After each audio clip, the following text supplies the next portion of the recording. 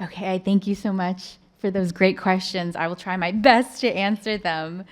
So I think the first one was about uh, impact, and maybe not necessarily impact on behavior, is that right? But sort of just how can we think about impact, particularly when APMs are just saying things that already exist in society.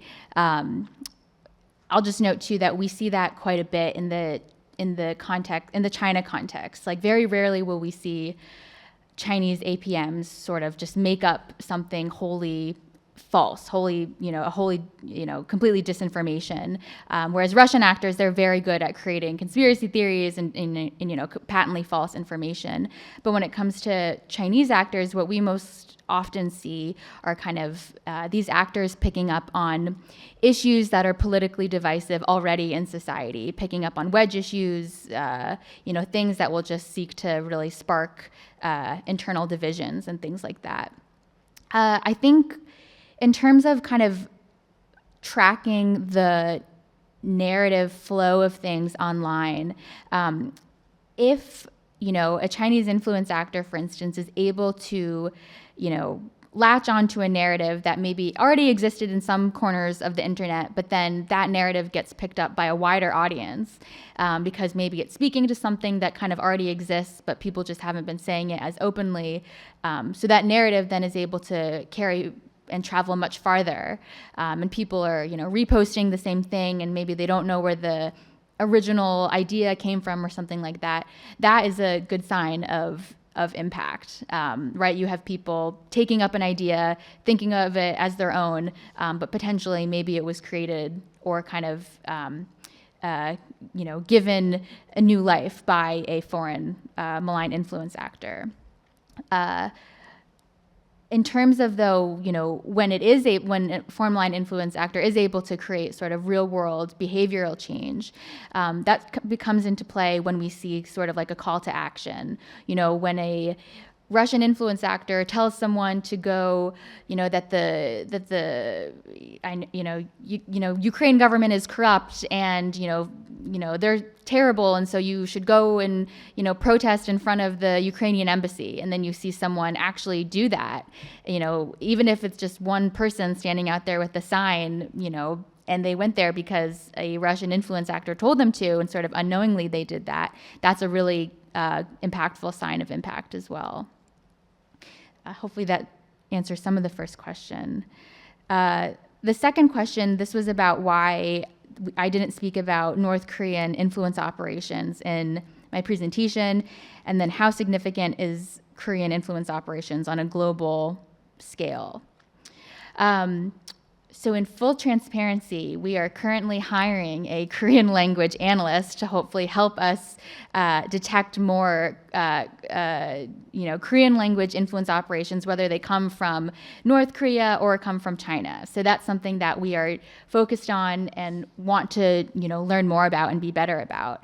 I think there is a perception, and I think you all in this room are much more qualified to speak about this than I am, that North Korean propaganda and influence operations maybe are quite minimal in terms of just their effectiveness and particularly in society here, because I feel like there's been a really good inoculation just built up over the history. I think one piece that we are concerned about or are thinking about is just the increasing integration between Russian and North Korean actors, whether they are journalists. Recently there have been some media exchange programs between the two groups. And so maybe, that's happening out in the overt space, right? We see these media press tours. We see Russian journalists going to North Korea, and vice versa potentially. And so that only, leads us to believe that there's probably a lot more covert collaboration happening as well. So potentially we might see, North Korean influence operations that kind of look like Russian influence operations in the future. That's at least something we've seen a lot on the China side, right? China kind of learning from Russia. And hopefully that answers that part of the question. The third one, this was about what we should do as a democratic society, and whether governments should be controlling information. I think there's also people in the room who are better equipped to answer this than I am. As analysts, what we're doing is really trying to just, detect when there is a foreign malign influence operation, assess, how it was conducted and, try to evaluate its impact. Microsoft does believe in, the free, healthy flow of information and a healthy information environment, and that's one of the reasons why MTAC was stood up to help combat some of the regimes where there isn't that type of free flow of information. So in general, I would say it's probably not great for governments to control the information space in terms of if we think of censorship or things like that. And then the fourth question, this was about the U.S. political context and sort of how previous administrations, how maybe that has impacted APMs or not. I think what I'll say there too is that I think, we've seen in lots of different countries around the world that there have been just increasing polarization, increased politicization of various topics, and that just provides the most ripe ground for influence actors to achieve their objectives, right? If there is a, crazy viral clip that is, created, whether it's by politicians or created, by others, that's just one less piece of content that the influence actor needs to make. They're able to just take clips that already exist out there and just republish them online.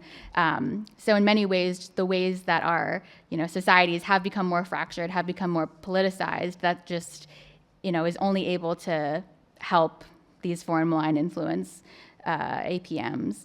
And so one of the ways in terms of trying to combat some of these issues, right, is to try to just get our own house in order and trying to decrease politicization, decrease fragmentation so that there isn't sort of this innate reflexivity when it comes to discussing disinformation and discussing, influence operations, but also to give, the bad guys less fodder when it comes to creating content. Hopefully that answers part of it.